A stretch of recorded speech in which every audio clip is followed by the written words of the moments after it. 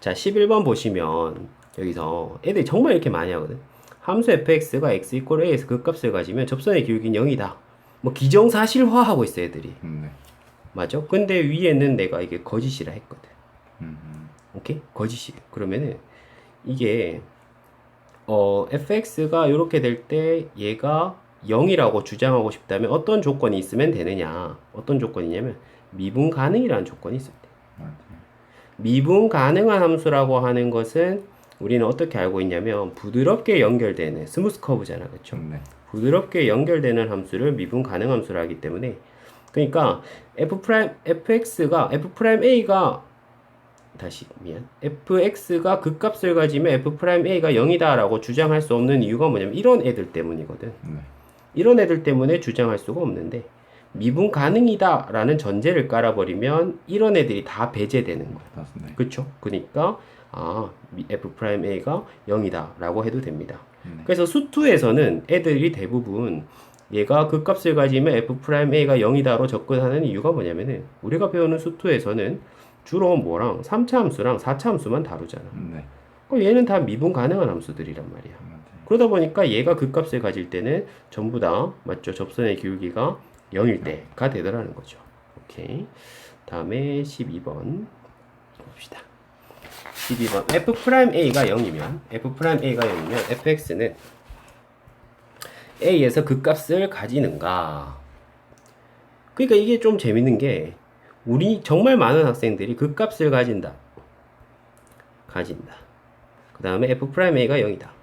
를 같다고 생각하는데 이거는 같지 않은 정도가 아니라 보통 있잖아요. 같다고 생각하는 게 아닌 경우에는 대부분은 포함관계가 있는 경우거든. 근데 네. 이거 완전 개판인 게 포함관계도 없어요. 그러니까 따지고 보면 완전 남이야. 네. 따지고 보면 완전 남인데 정말 웃긴 건 대부분이 같다고 보는 거죠. 그런 편견을 가지는 이유는 이 단원에서 다루는 게 3차 함수, 4차 함수이기 때문이에요. 네. 자, 그러면은 접선의 기울기가 0이면 그 값을 가지는가? 아니요. 그 발레를 들어보자. No.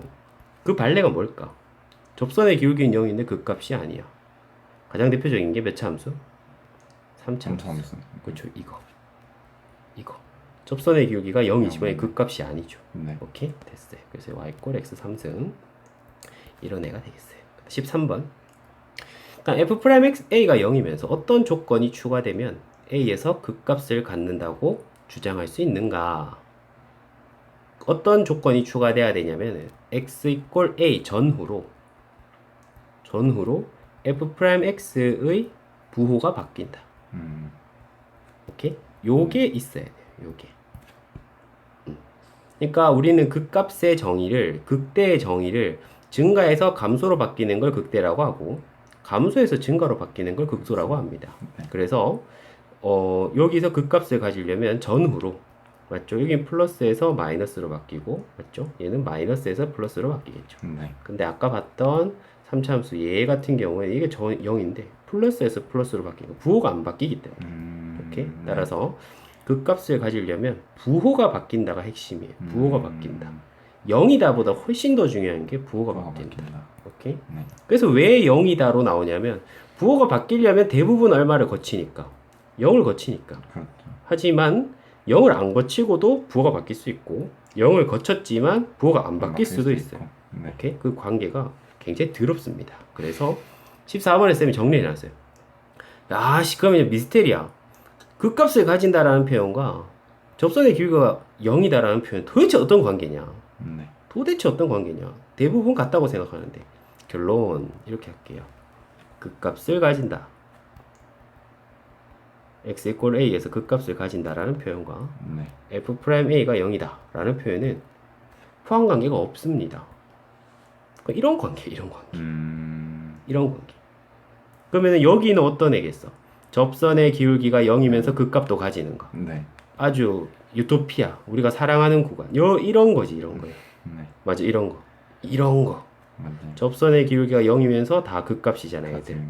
그러니까 여기는 어떤 애겠어? 접선의 기울기는 0인데 극값은 안 가지는 거야.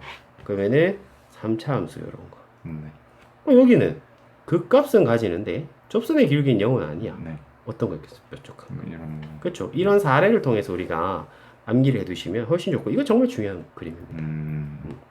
됐고 15번. 그러면은 자 x 이퀄 a에서 fx가 극값을 가진다와 같은 표현을 f 프라임 x를 이용해서 표현해라 라고 했는데 그러면 또 우리들은 100% 뭐 f 프라임 a는 0이다 요 씨라를 한다고. 알겠어? 이게 아니라 x 이퀄 a 전후로 그쵸? f 프라임 x의 뭐가 바뀐다. 부호가 바뀐다. 부호가 바뀐다가 핵심이에요. 심지어 이 여기서 눈을 씻고 찾아봐도 0이라는 표현은 없죠. f 프라임 x의 부호가 바뀐다가 핵심이에요. 됐고 그다음에 뭐야? 자 방정식 fx 이퀄 0의 근은 기하적 의미인데 자 이거 외워 두셔야 돼요. 1학년 때부터 쌤이 엄청나게 강조하는 건데 는영이다라고 하면은 항상 누구와의 교점? Y축과니까? X축과. 뭐래? 네, 맞아. X축. 오케이? X축과의 교점. 정확하게 말하면 X축과의 교점의 무슨 좌표냐? X좌표입니다. 오케이? 그러니까 예를 들면 이게 y 꼴 fx라는 그래프고 네. 맞죠? 그럼 이게 X축이야. 그럼 이게 뭐 1, 2, 3이라 하면 이거는 함수죠. 네. 이런 표현도 되게 기초적으로 중요한 건데 이렇게 되면 이건 방정식이에요. 네. 그렇죠? 그러니까 방정식 fx 이퀄 0의 근은 얼마랑 얼마랑 얼마다. 1이랑 2랑 3이다. 네. 그러니까 이 명령어 자체를 우리는 뇌 회로가 어떻게 이제 적용이 돼야 되냐면 fx는 0 딱 나와 있으면 남들은 막 이렇게 말한다고 이거 읽어봐 이러면 fx는 0 이지랄하는 놈도 있고 조금 더 나아가면 fx가 언제 0 되는지를 묻고 있습니다 뭐 이런 애들도 있는데 더 멋있게 하면은 fx가 언제 x축과 만나느냐를 묻고 있습니다. 이런 식으로 우리는 해석하는 습관이 아예 들어 있어야 돼요. 그 다음에 fx 이퀄 gx 역시나 문과적 접근은 fx 이퀄 gx라고 하는 방정식의 근을 구하여 그냥 방정식이에요. 이거 흔한 방정식. 근데 이과적 접근은 뭐다? 이거는 y 꼴 fx랑 y 꼴 gx의 뭐를 찾으라는 문제구나. 교점을 찾으라는 문제구나. 그래서 이과적 접근은 등호는 항상 같다라는 표현보다는 만난다라는 표현을 해석하는 게 아주 이과적 접근입니다. 오케이? 그래서 교점. 정확하게 말하면 의 x좌표. 오케이? 그래서 fx가 이렇게 돼 있고 gx가 이렇게 돼 있고 여기가 1, 여기가 2, 여기가 3이다. 그럼 이게 y꼴 fx, 이게 y꼴 gx다. 그러면은 방정식이 fx 이꼴 gx다 이렇게 쓰여져 있으면 우린 딱 받아들이기를 이거를 만난다로 해석해가지고 fx랑 gx가 어디서 만나지? 이렇게 해석하고 1, 2, 3에서 만나네. 오케이? 여기 근이 1과 2와 3이다. 이렇게 접근하는 거예요.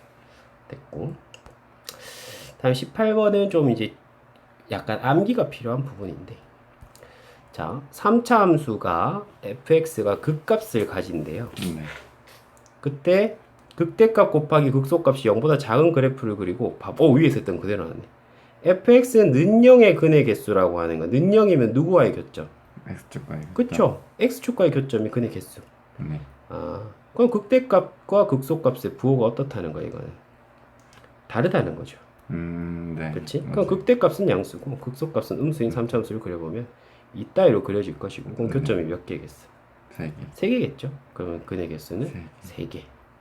그래서 이건 어떻게 활용되냐면은 우리가 이걸 해석을 이렇게도 했지만 문제에서 또 만약에 이렇게 낼 수도 있어.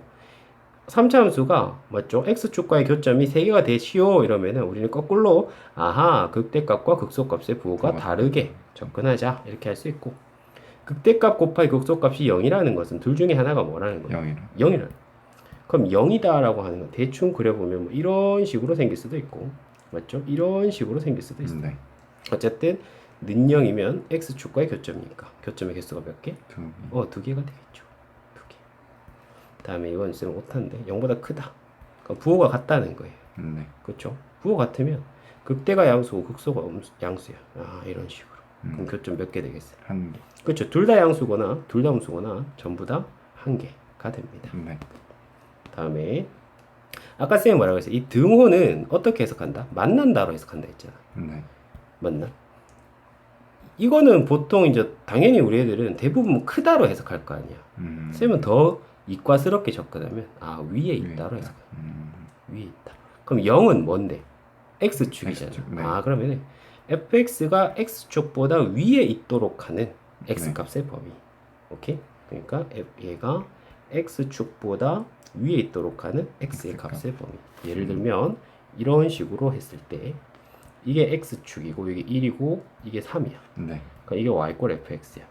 그럼 문제에서 fx가 언제 x축 위에 있나요? 그럼 1이랑 3일 때 빼고 여기요 이렇게 대답하면 되잖아. 맞아요. 네. 근데 대답할 때는 또 여기요라고 대답하면 안 되고 x 값의 범위로 대답해 줘야 되거든. 네. 그러니까 어떻게? 일, x가 그렇죠. 1보다 크고 3보다 작고. 작을 때 이런 식으로 해주면 됩니다.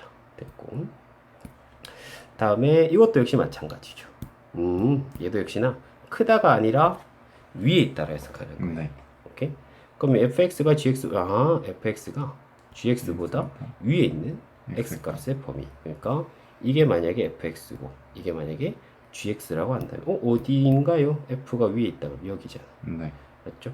그럼 여기입니다. 그럼 여기가 만약에 1이고 여기가 만약에 5다 그러면 여기입니다 라고 하는 게 아니라 1보다 크고 크고 5보다 작고. 작은 범위입니다. 이렇게 해주는 게 맞아요. 네.